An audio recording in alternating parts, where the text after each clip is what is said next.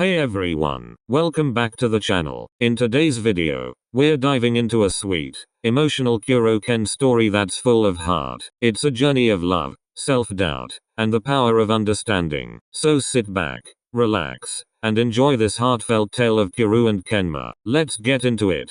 The gym was quiet. It wasn't often that Kuro found himself alone, especially in a place so full of memories. But tonight, the usually loud and bustling space felt oddly empty, like it was missing something, or someone.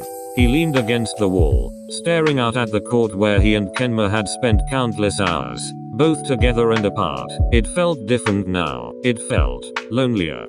Kuro's phone buzzed in his pocket, pulling him out of his thoughts. He fished it out, hoping it was a message from Kenma, but it was just a notification about a new video game release. Kenma had been distant lately. Kuro had noticed it. The way his eyes were always glued to his game console. The way his answers came a little slower, more distracted. It wasn't like Kenma to pull away like this, especially not from him. He wondered if something was wrong, if there was something Kenma wasn't saying. Kuro took a deep breath and decided to send him a message anyway. Hey, Kenma, you free tonight? I miss you. It was a simple text, but it was honest. He missed Kenma, the quiet way he would sit beside him during practice, or the way his small smiles would warm Kuro's heart even when he pretended to be indifferent. He waited. And waited. After what felt like an eternity, the reply finally came. I'm busy. Kuro felt a pang of disappointment. He tried to shrug it off, but it lingered, gnawing at him. Busy with what? There was a long pause before Kenma responded again. I just need some time alone.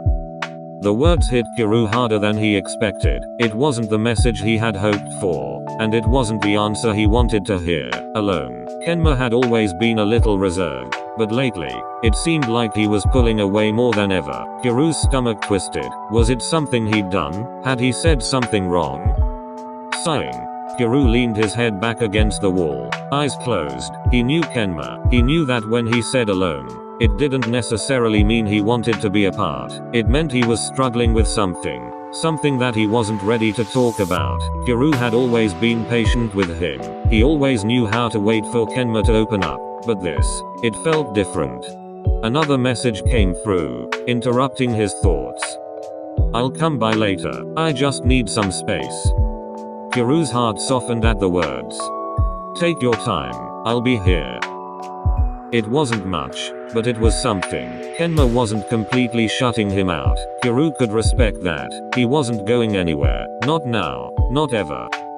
A few hours later, there was a knock at Kuro's door. He opened it to find Kenma standing there, looking slightly worn, his hoodie pulled over his head, eyes shadowed from lack of sleep. Kuro's heart clenched at the sight. Kenma shuffled inside, not saying anything. He didn't have to. Kuro could feel the weight of the silence between them, heavy and uncomfortable, like an unspoken tension. Hey. Kuro said softly, his voice the only sound in the room. You okay? Kuro said softly, his voice the only sound in the room. I've been thinking. Kuro stepped closer, trying to bridge the gap. About what? Kenma hesitated, biting his lip like he was unsure whether he should say anything at all. Finally, he looked up at Kuro, his gaze raw and vulnerable. I don't know if I'm good enough for you. Kuro's breath caught. His heart stopped for a beat before it started to race. Kenma, the one person who always seemed so sure, so calm, was now standing here, vulnerable in front of him. Kuro had always known Kenma had doubts, but hearing it like this, he never imagined it would hit him so hard. You're more than enough for me, Kenma. Kuro's voice was firm, but there was a softness to it that only Kenma could bring out. He reached out, gently lifting Kenma's chin to make him meet his eyes. I don't want anyone else. I've never wanted anyone else. Kenma looked away, his face flushed with embarrassment. But I'm not like you. I don't know how to be outgoing, how to be the center of attention. I'm just me. And sometimes, I feel like that's not enough. Kuro felt a lump rise in his throat. He had always known that Kenma was insecure, that his quiet nature and preference for solitude sometimes made him feel like he didn't fit in. but Kuro had always admired Kenma for who he was: introverted, thoughtful, and brilliant in ways most people never understood, and he loved him for it. Kenma, Kuro said, his voice barely above a whisper. You don't have to be anyone else. I don't need you to change. I love you for who you are, all of you. Kenma's eyes flickered with uncertainty, but Kuro could see something in them soften. He took a step closer, his hand reaching out to hold Kenma's. I know we're different, but that's why we work. We balance each other out. Kenma didn't say anything at first. He just looked down at their intertwined hands, his thumb tracing over Kuro's fingers slowly, as if grounding himself in the contact. Then, in the quietest of whispers, he finally spoke. I don't want to lose you, Kuro. Kuro's heart ached. You won't. Not ever. I'm here. I'll always be here.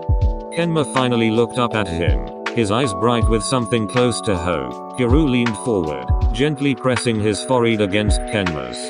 I promise. We'll figure it out together. For a long moment, they stayed like that, wrapped in each other's presence. The weight of unspoken fear slowly began to lift, replaced by a quiet understanding. They didn't need to say more. They didn't need to explain everything. Their bond was enough. Kenma broke the silence, his voice soft but steady. I don't want to be alone anymore. Kuro smiled, brushing a lock of hair away from Kenma's face.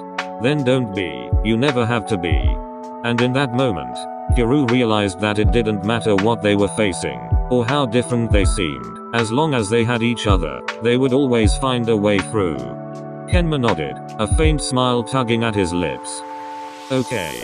With that, Kuro pulled Kenma into his arms, holding him close. The room was still, save for the soft sound of their breathing, the world outside forgotten for just a little while. They didn't need words anymore. They had each other, and that was all that mattered.